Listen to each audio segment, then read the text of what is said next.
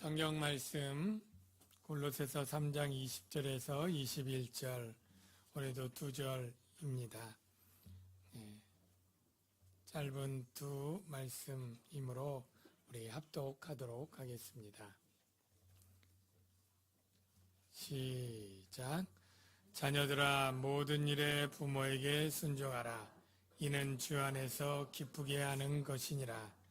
아비들아, 너희 자녀를 노엽게 하지 말지니 낙심할까 함이라.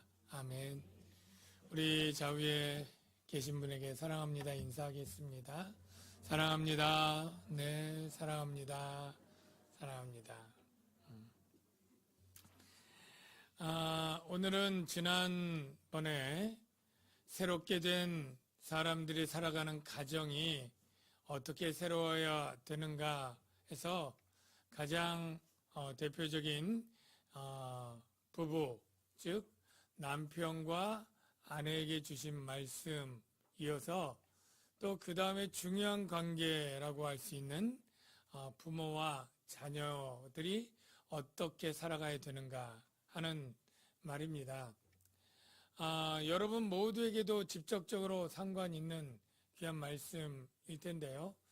여러분 대부분들은 자녀를 둔 부모님들이 훨씬 많고 아직 결혼을 안 해서 자녀 입장이 된 우리 청년들이 또 있습니다. 물론 여러분들이 지금 자녀를 둔 부모이지만 여러분들도 자녀였을 때를 또 생각해 보면서 또 하나님의 음성을 들을 수 있는데요. 여러분들이 10계명 중에 가장 사람에 대한 계명 중 첫 번째로 하나님이 중요하게 여겨서 가장 먼저 주었던 대인 계명, 사람에게 대해서 하는 계명이 바로 내 부모를 공경하라 라는 것은 대부분 다 아실 것입니다. 내 부모를 공경하라 라고 하는 명령은 기독교가 참 효를 강조하는 명령인 것을 보여주는데요. 사실 기독교만이 아니고 여러분이 아다시피 불교에서도 유교에서도 그리고 다른 종교들도 부모에 대한 공경에 관한 말씀들은 다 동일한 것 같습니다. 이처럼 중요한 부모 공경이 그런데 이렇게 강조된다는 것은 반대로 부모를 공경하지 않는 세태, 부모 공경을 잘 안 하는 그러한 사람들의 죄성이 있다는 것도 반증하는 것 아닐까요? 좀 오래됐지만 한국에서 있었던 일인데 어떤 부모님이 두 딸을 출가를 시켰는데 다 캐나다로 어떻게 가서 살았나 봐요. 그런데 이 노후에 은퇴하고 그럭저럭 살만했던 이 부모님에게 이 딸들 둘이 같이 연락을 해서는 이제 이 캐나다에 너무 살기 좋고 우리 부모님도 여기 와서 같이 살면 좋겠다고 계속 간청을 하고 또 그렇게 권하더랍니다. 그래서 부모님이 외롭기도 하고 딸들 보고 싶고 그래 딸들이 그러면 뭐부터 했겠어요? 재산부터 정리를 했겠죠. 예, 다 정리해가지고 그걸 먼저 이제 이체하고 송금하고 공항에 만나러 갔는데 딸이 연락이 안 되는 거예요. 큰 딸이 그냥 종족도 없어요. 돈은 다 받았는데. 근데 이 둘째는 찾긴 했지만 자기는 훨씬 더 어렵기 때문에 어머니를 모실 수 없다 그러는 거예요. 그래서 뭐 어떤 한인 교회에서 그쪽 방에 거하면서 살고 있다. 그런 얘기가 실제 뉴스로 나온 적이 있습니다. 네. 외국에 혹시 자녀들 보내고 이민 오라 그러면 조심하시기 바랍니다. 좀 오래전 얘기지만 부모 재산 때문에 살해한 그런 일들이 끔찍한 폐륜화적인 일들이 있었죠. 전에 박한상 그런 사람은 미국에서 유학까지 하고 공부도 많고 부모 재산이 100억대가 넘는데 그 부모의 재산을 얻기 위해서 뭐 다른 여러 가지 뭐 갈등도 있었겠지만 어쨌든 아버지를 죽이고 그 어머니가 그걸 보고 달아나는 걸 쫓아가서 죽이고 그리고 그 집에 불을 질러서 완전 범죄를 꾀했다가 결국 덜미에 잡혔다고 해요. 그리고 조금 더 가까운 때는 자기 아버지 혼자 계시는데 재산이 아파트 1억 9천짜리 아파트 상속을 받기 위해서 별로 그렇게 큰 아파트도 아닌데 아버지를 죽이고 저수지에 버렸다가 잡힌 그러한 폐륜적인 일들이 있었습니다. 물론 뭐 극소수의 일이죠. 그래서 어르신들 가운데 이런 말이 또 있다 그래요. 예.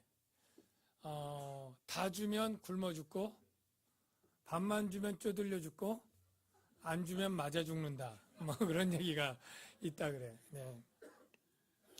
참 부모 공경이 너무나 중요한 하나님의 명령인 것은 우리 인간들이 다 죄인이기 때문인 것 같습니다.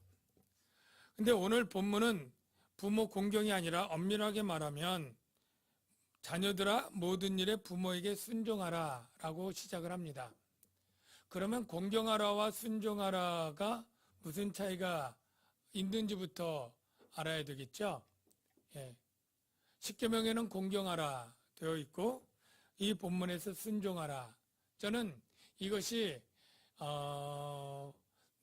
나이대보다는 헬라 문화에 결혼 전과 결혼 후로 좀 구분하면 좋겠다 생각됩니다.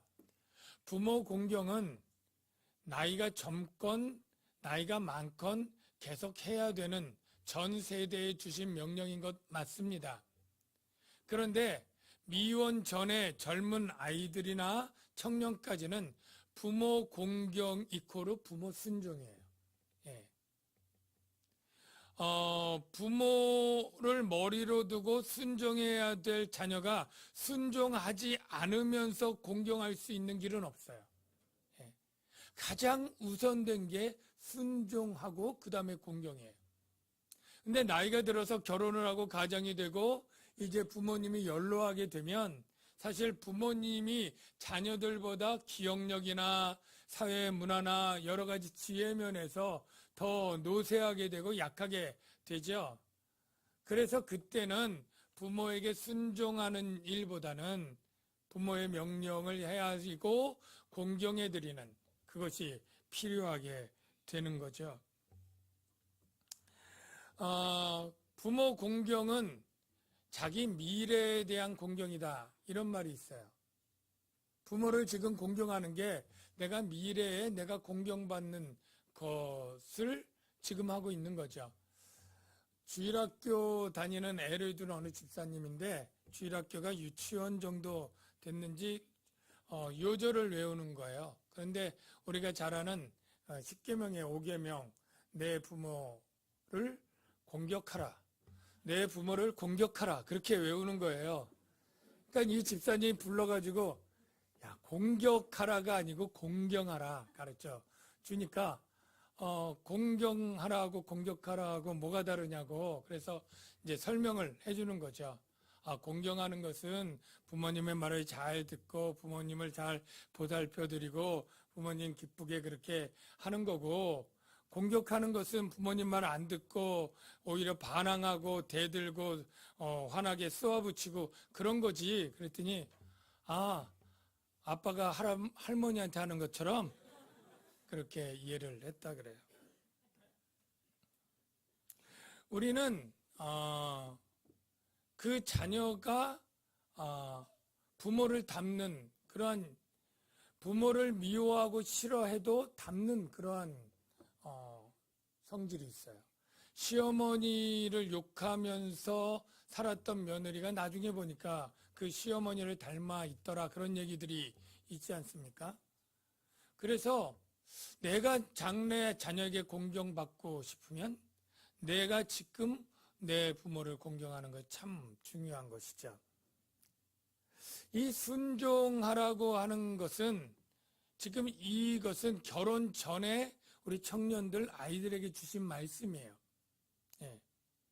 그런데 이 아이들 또는 청년들 또 할 때 부모에게 순종하는 것이 참 쉽지 않습니다. 요즘은 옛날엔 중학교 2학년이 그렇게 무서운 세대라고 하는데 요즘 또 물어보니까 초등학교 5학년이 또 그렇게 무서운 세대라고 그렇게 얘기를 해요. 예. 또 누구는 미운 4살부터 시작해서 4살만 돼도 부모 말을 안 들어서 갈등이 일어나고 다툼이 일어난다라고 하는 거죠. 그럴 때 우리가 모든 일에 부모에게 순종하라. 과연 어느 일까지 우리가 순종해야 되는가? 이게 굉장히 또 중요한 선제 과제죠. 이 모든 일에 순종하라고 할 때 첫 번째, 지난번에 했던 동일한 질문, 아내가 남편에게 복종할 때 어디까지 해야 되는 거랑 똑같은 질문을 해봐야 됩니다. 자녀가 부모에게 순종할 때 정말 불신앙적인 명령이나 불의하고 불법적인 명령까지 순종해야 되는가? 여기 이 모든 일이 그런 의미인가? 라고 물어볼 수 있죠. 정답은 아닙니다. 예. 이것은 모든 일에 라고 되어 있지만 이 부모 공경의 명령을 주셨을 때 그 문맥을 보면 아닌 것을 알 수 있어요. 너는 내 하나님 여호와께서 내게 명령한 대로 내 부모를 공경하라. 이게 신명기 5장 16절에 있는 말씀인데 그 4장에 주신 말씀이 두 말씀이 아주 중요한 의미가 있어요. 신명기 4장 5절 9절 이 말씀을 차례로 보면 하나님이 모세를 통해서 명령을 주십니다. 하나님의 백성인 이스라엘 백성에게 주는 명령이 뭐냐면 내가 나의 하나님 여호와께서 명령하신 대로 뭘 줘요? 규례와 법도를 너에게 가르쳤나니. 그러니까 이스라엘 백성들은 하나님의 규례와 법도를 배운 거예요. 그 가르쳐서 이는 너희가 들어가서 기업으로 차지할 땅에서 그대로 행하게 하려 함인즉 너희는 지켜 행하라. 하나님의 규례와 법도를 행할 것을 명령받은 이스라엘 백성들, 그리고 그 다음 내용은 뭐냐면 그 명령을 자기만 받을 게 아니에요. 너는 그 일들을 어떻게 명령하면 내 아들과 내 손자들에게 알게 하라. 여호와께서 내게 이르시기를 나에게 백성을 모으라. 내가 그들에게 내 말을 들려주어 그들이 세상에 사는 날 동안 평생 동안 나를 경외함을 배우게 하며 그 자녀에게 가르치게 하리라. 평생 나를 경외하고 평생 자녀를 가르치게 하는 명령을 주었어요. 그리고 그 다음에 준 명령이 내 부모의 하는 모든 일에 순종하라 라고 했을 때 그 부모가 명령하는 모든 일은 바로 하나님께 배운 하나님의 규례와 법도에 관한 그 안에 명령과 모든 일이 전제되는 거예요. 무슨 말씀인지 이해가 되시죠? 문맥 가운데 그냥 모든 일 단어만 따지면 그냥 광범위한 모든 영역이지만 문맥 가운데 보면 바로 하나님의 법도와 규례를 배우고 평생 동안 자녀를 가르치는 부모가 행하는 그 모든 명령을 지키라 이런 뜻이 되는 것이기 때문에 우리가 신앙의 범위 안에서 하나님이 주신 명령과 규례에 합당한 부모님의 명령 안에서 우리가 순종해야 된다라는 것을 말씀을 드립니다. 그런데 이 부모의 명령도 신앙적인 것 또 불의한 것과는 상관없는 일반적인 것 때문에 자녀들과 불화가 있고 갈등이 있는 것이 많아요. 4살만 되면 자기가 입고 싶은 옷이 있어요. 치마를 싫어하고 바지를 좋아하는 딸도 있고요. 야채를 싫어하고 야채 중에 또 싫어하는 콩이나 토마토나 이런 걸 싫어하는 그러한 딸도 있고요. 부모님을 어떻게 하든지 먹여야 되고 이거는 규례와 법도와는 상관없는 거잖아요. 그런 것 때문에 자녀랑 다투기도 하고요. 조금 지나면 초등학교 들어가면 가고 싶은 학원이 다를 수 있어요. 나는 분명히 얘가 음악을 배우기 위해서 피아노를 꼭 배워야 된다 그러는데 걔는 태권도 학원 가고 싶어 하고 운동하고 싶어 할 수 있죠. 영어를 꼭 가르쳐야 된다고 하는데 얘는 컴퓨터 학원이나 다른 걸 배우고 싶어 할 수 있어요. 청소년기 되면 더 민감하죠. 부모가 원하는 학과와 원하는 대학에 보내고 싶은데 아이는 또 다른 진로를 가고 싶어 해요. 생활 태도와 습관들 때문에 부모와 자녀가 다투고 갈등을 하기도 합니다. 귀가 시간 또는 친구와 만나서 하는 놀이문화 또는 뭐 식생활 습관 뭐 이런 것 때문에 부모와 자녀가 갈등을 하죠. 네. 그리고 상처를 받고 또 낙심을 하기도 합니다. 이러한 하나님의 법도와 규례 안에서 이래도 되고 저래도 되고 별로 그렇게 중요하지 않은 소소한 문제에 관해서 부모의 명령과 자녀의 뜻이 다를 때 이때 어떻게 해야 될까요? 이때 자녀가 어떻게 하는 것을 하나님이 우리에게 말씀하셨을까요? 네. 오늘 뭐라고 얘기하냐면 모든 일에 부모에게 순종하라. 이는 주 안에서 기쁘게 하는 것이지나 바로 주 안에서 기쁘게 하는 것, 주님을 기쁘게 하는 것이기 때문에 이래도 되고 저래도 되는 것 내 고집대로 하지 말고 부모님의 뜻대로 순종하라. 이것입니다.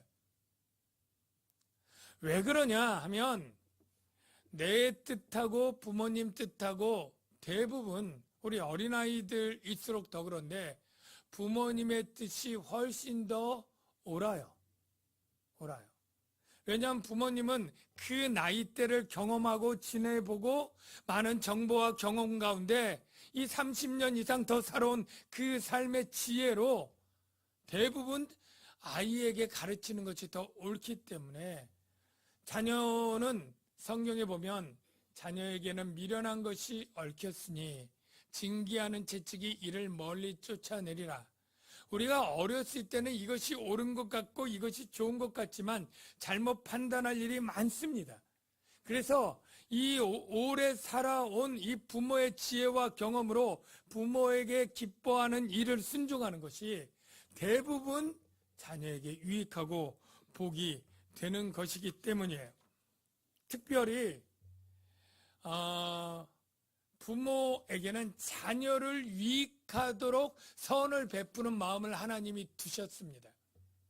짐승도 하다못해 미물인 짐승도 자기 새끼를 위해서 자기를 희생하는 어미들이 많지 않습니까? 심지어는 우리가 혐오하는 뱀, 이 살모사는 자기 알에서 나온 새끼들에게 자기 몸을 뜯겨 먹여가면서 새끼를 살리지 않습니까? 뭐 물고기인 가시고기도 그랬다고 하고요. 예. 사람은 당연하죠. 마태복음 7장 9절 11절 5번 자막을 먼저 미리 보여주시면 너희 중에 누가 아들이 떡을 달라는데 돌을 주며 생산을 달라 하는데 뱀을 줄 사람이 있겠느냐? 너희가 악한 자라도 세상은 죄인이고 다 악한 자예요. 하나님 볼 때 좋은 것으로 자녀에게 줄 줄 알거든. 예. 우리가 세상의 부모들이 다 좋은 걸 자녀에게 줄 줄 안다는 거예요. 예. 그러니까 자녀들은 이게 좋은지 내게 좋은지 내게 좋을 것 같아도 부모님이 좋다고 하고 우리에게 명령한 것을 믿고 따르면 결과적으로 좋게 되는 일이 대부분 많이 있다고 100%는 아니지만 그렇게 성경이 가르쳐 줍니다. 아까 고려장 얘기 잠깐 했지만 이 고려 시대에 너무나 가난했던 시절에 가난한 백성들이 정말 먹을 게 없어서 굶어 죽어가던 그러한 시절에 정말 먹을 게 너무 없어서 굶어 죽어야 되는데 자녀들을 굶겨 죽일까 아니면 부모 어머니를 굶길까 고민하다 아픈 마음을 가지고 어린 자녀들은 굶겨 죽일 수 없으니까 어머니를 지게 신고 가는 거잖아요. 그래서 이 뺏싹 마르고 가벼운 정말 뭐 3, 40km나 나갈 정말 굶은 우리 그 노모를 데리고 이 깊은 산속으로 가서 버리고 오는 건데 그 어머니를 싣고 아들이 정말 가는데 한참 깊은 산속 가니까 그 어머니가 자꾸 나뭇가지를 꺾어가지고 바닥에 떨어뜨리더라는 거예요. 그래서 궁금해서 물까 하다가 차마 엄마한테 말하기도 그렇게 해서 참고 가다가 나중에 한참을 지나서 어머니 근데 왜 자꾸 나무를 꺾어가지고 바닥에 힘들게 꺾어가지고 버리는 일을 하느냐고 그랬더니 네가 돌아갈 때 길 잃어버리지 않도록 이걸 잘 보고 가라고 그렇게 얘기를 했다는 건 여러분 들으신 분들이 많을 거라고 생각이 되는데요. 그러니까 어머니 마음속에 뭐예요? 자신을 죽이고 버리러 가는 아들이지만 이 아들이 믿고 화를 내는 게 아니라 그 아들이 안위가 걱정이 돼서 길 잃어 정말 탈진할까 어떻게 할까 그게 더 걱정하는 게 바로 부모의 마음이죠. 네. 그래서 부모가 자녀들에게 하는 모든 것은 선의를 가지고 합니다. 물론 그 선이라고 했던 것이 판단 미스도 있고 오류도 있고 실수도 있다는 것 알아요. 그러나 근본적으로 하나님은 부모님을 통해서 자녀에게 주는 명령은 바로 그 자녀가 잘 되도록 하는 우리 부모가 술주정부행위의 도박꾼이라고 해도 자녀는 술 먹지 않고 도박하지 말라고 가르치지 않습니까? 예? 그런 마음이랑 똑같은 거죠. 그래서 그 부모의 행실과 이런 것들이 부족하고 실수가 있고 하더라도 그 말을 듣는 것은 하나님이 기뻐하시는 일이다라는 거예요.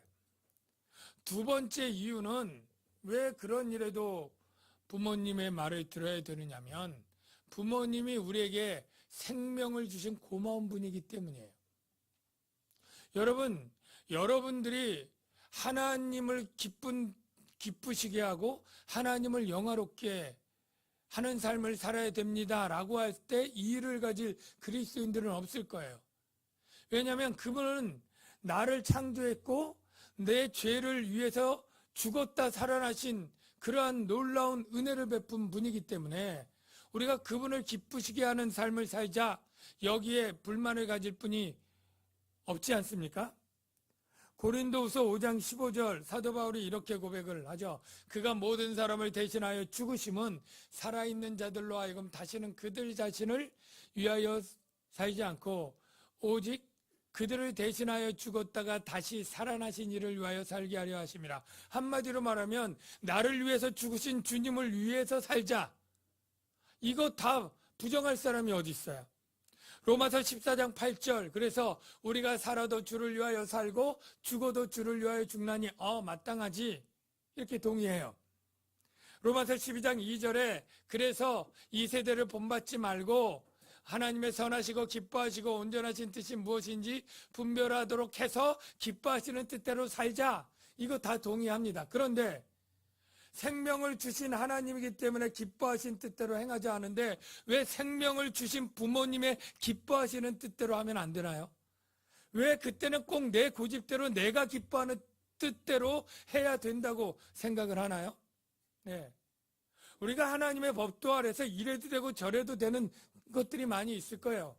내가 기뻐하는 뜻을 주장할 수 있고 고집할 수 있고 부모님이 원하는 뜻을 순종해서 부모님을 기쁘시게 하면서 하나님을 기쁘시게 할 수 있는 것 선택할 수 있어요.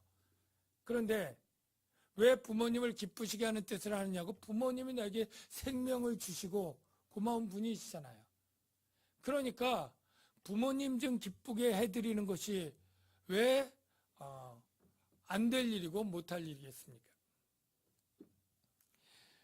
세 번째는 그렇게 말할 때 우리 자녀들, 청년들은 너무 억울해요. 내 인생은 어디 갔나요? 내가 부모님을 기쁘시게 하고 나는 정작 기쁘지도 못하고 이런 인생 참 허무해요. 슬퍼요. 이런 원망이 있을 수 있겠죠. 그래서 하나님이 부모님을 기쁘시게 하며 자기의 기쁜 뜻을 포기하는 자녀들에게 보상을 해주십니다. 어떤 보상이요? 우리가 아까 신명기 5장 16절 1번 자막에 보면 너는 내 하나님 여호와께서 명령한 대로 내 부모를 공경하라. 그 다음에 뭐예요? 그리하면 누가요? 내 하나님 여호와. 이분은 약속하면 반드시 지키시고 할 수 있는 능력이 있는 분이란 건 여러분 믿으시죠? 그 하나님이 내게 준 땅에서 내 생명이 길고 생명이 풍요로워요. 그리고 복을 누리리라. 하나님이 누리리라 하면 반드시 누리는 인생이 될 줄로 믿습니다. 복을 누리리라 했는데 복이 없는 인생은 없어요. 하나님은 그렇게 반드시 약속을 이행하시는 신실한 분이고 이행할 수 있는 능력의 분이라 내가 하려고 했는데 상황이 여의치 않구나. 네가 그냥 좀 이해해라. 깜빡 잊어버렸어. 그런 분이 아니에요. 반드시 복을 누리리라 누리는 거예요. 생명이 길리라 긴 거예요. 누구에게요? 내 기쁘신 뜻을 포기하고 부모님 기쁘신 뜻대로 한 자녀들에게 보상을 해주시는 거예요. 그 인생이 불행한 게 아니라 복된 인생이 될 줄로 믿습니다.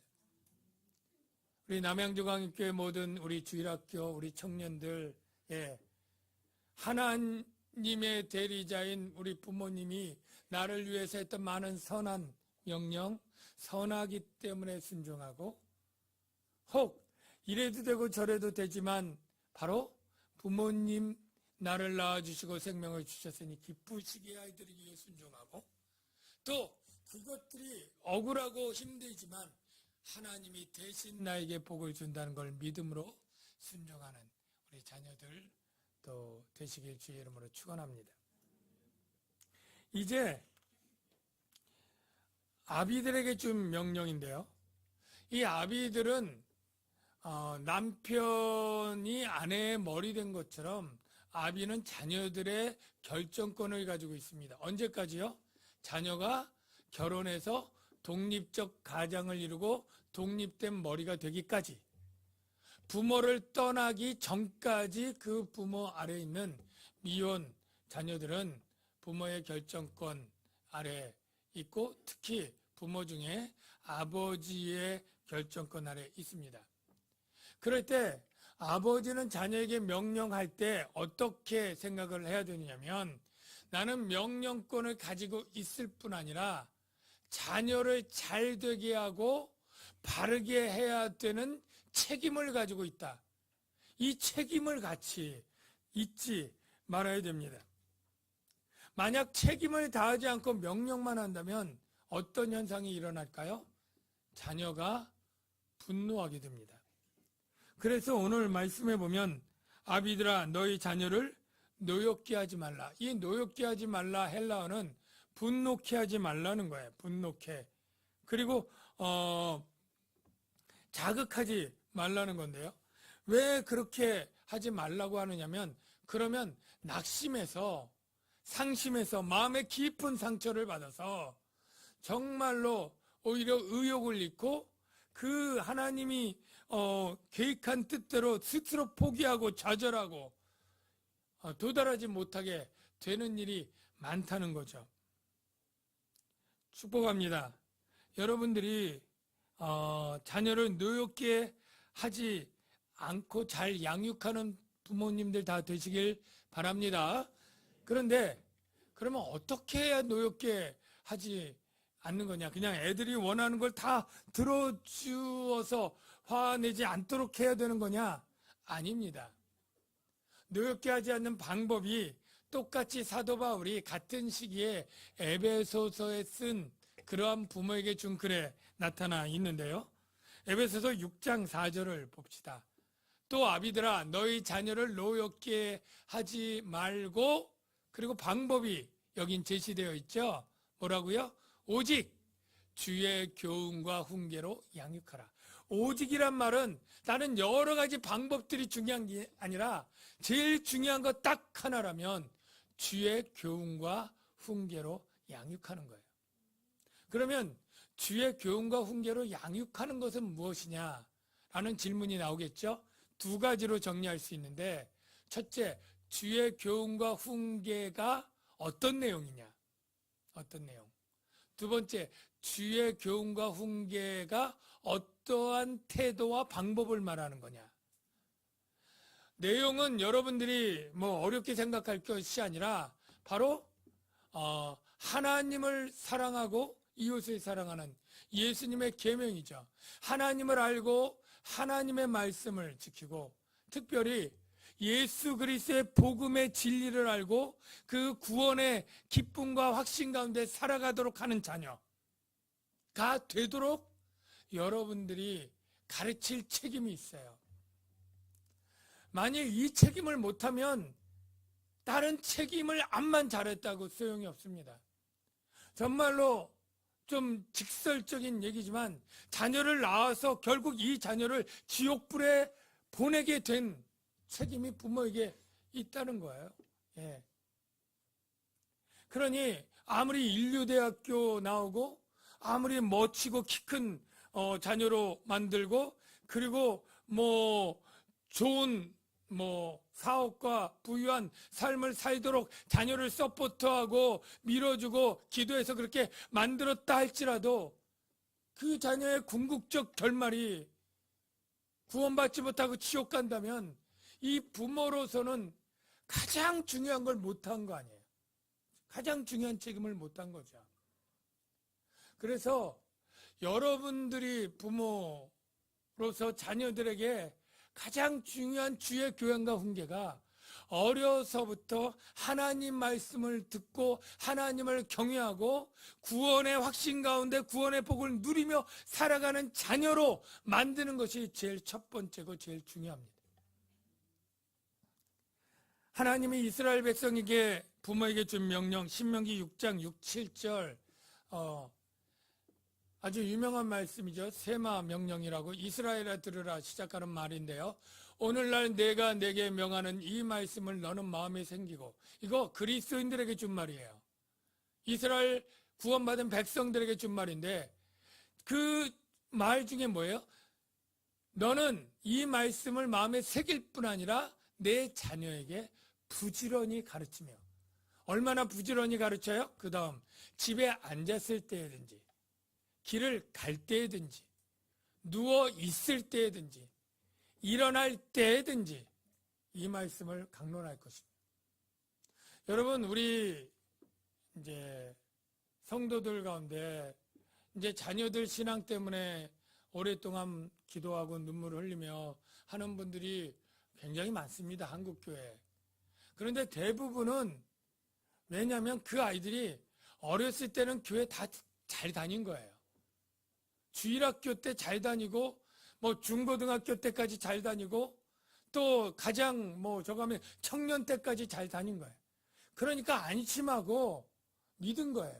알아서 잘 믿겠지. 교회 생활 잘 하겠지. 목사님 전도사 잘 가르치겠지. 그리고 나는 걔를 위해서 신앙을 위해 별로 기도하지 않은 거예요. 집에 앉아있을 때든 걸을 때든 전혀 가르친 적 없는 거예요. 관심 없는 거예요. 학교 공부가 더 중요하고 대학 진로가 중요하고 하는 사업이 잘 돼서 부유하게 살고 건강하게 살고 키가 멋있게 크고 잘생기고 이것은 관심이 있어도 그 부분은 잘 관심이 없었던 거예요. 그냥 믿은 거죠. 그런데 어렸을 때는 부모님보다 힘이 약하니까 그냥 따라다닌 거죠. 부모님 좋아서. 그런데 자아가 생기고 나서는 생각해보니까 안 믿어지거든요. 예. 이 안 믿은 걸 내가 부모님 위해서 왜 다녀? 이렇게 되면서 그 기간들이 개인차가 있어서 중학교 때 뛰쳐나가기도 하고 고등학교 때 뛰쳐나가고 청년 때 떨어져 나가는 거죠. 여러분 지금 자녀들의 교회에 잘 있다고 안심하는 거 아니에요. 그들이 믿음이 있어서 교회 잘 다니는 게 아니고 부모님 말 잘 듣는 아이기 때문에 잘 다니고 그냥 교회 친구들이 좋아서 잘 다니고 습관 따라 잘 다닐 수가 얼마든지 있어요. 그러니까 여러분들이 그 아이의 신앙을 정말로 복음과 하나님을 아는지 점검하고 정말로 세상 교육은 과외도 시키는데 주일학교 성경공부 과외를 시키더라도 여름 성경학교 보내고 따로 왜 성경은 과외 시키면 안 되나요? 그렇게 해서라도 아이들을 위해 기도해서 이 아이들이 청년, 자아가 생길 때에도 정말로 신앙의 든든한 무장이 되어서 세상의 거짓된 가르침과 유혹의 즐거움에 흔들리지 않을 수 있도록 계속 노력하고 기도하는 일이 계속돼야 되는 것입니다. 이게 부모의 책임의 첫 번째예요. 예. 지금 자녀들도 내 마음대로 절대 안 되잖아요. 예. 지금 참 안 되죠. 그래서 낙심하고 부모가 먼저 포기하면 안 됩니다. 똑같이 내가 이 세상 떠나는 날 때까지 자녀가 아직 예수를 안 믿는다면 떠나는 날까지 자녀의 구원을 위해서 기도하고 애쓰고 해야 될 게 부모의 마지막 책임인 줄로 믿습니다. 그리고 주의 교양과 훈계의 두 번째, 태도와 방법이에요. 이 자녀들이 노엽게 될 때 자녀들의 인격과 인권을 무시하는 그러한 부모의 태도 때문에 자녀들이 분노하게 되는데요. 그렇게 되는 이유는 부모의 가치관이 얘는 내가 낳고 내가 기르는 내 자녀고 내 소유다, 이러한 생각을 가지고 있기 때문에 내 것이니까 내 마음대로 막 대하는 거죠. 여러분, 그것부터 바꿔야 됩니다. 내가 낳은 내 자녀지만 하나님의 자녀를 내가 위임받아서 양육하는 거예요. 궁극적으로는 하나님의 자녀입니다. 하나님이 영광을 위해서 걔를 태어나게 했고 하나님이 은사를 주고 그에게 맞는 기질과 재능을 준 거예요. 그러니까 나는 이 아이를 하나님의 자녀고 하나님이 주신 은사가 무엇인지 하나님이 이에게 준 기질과 성품이 어떤지를 부지런히 살펴서 이에게 가장 맞는 적성에 맞는 그러한 교육대로 잘해서 하나님께 돌려드리는 그게 부모의 책임이고 역할이에요. 어떤 부모들은 자녀들을 마치 자기 욕망의 대리 성취자처럼 여겨서 내가 정말 법대 가고 싶었는데 판사 되고 싶었는데 못한 걸 애를 그냥 뒤들 볶아가지고 판사가 되게 하고 내가 의사 되고 싶었는데 못된 걸 그냥 의사 되도록 그냥 달닥 볶고 내가 발레리나 되고 싶었는데 못했는데 안 되는 그냥 애를 3살부터 다리 찢기 하면서 그냥 이 발레리나 연습을 시키고 애가 얼마나 괴롭겠어요. 그걸 자기에게 맞지 않는다면.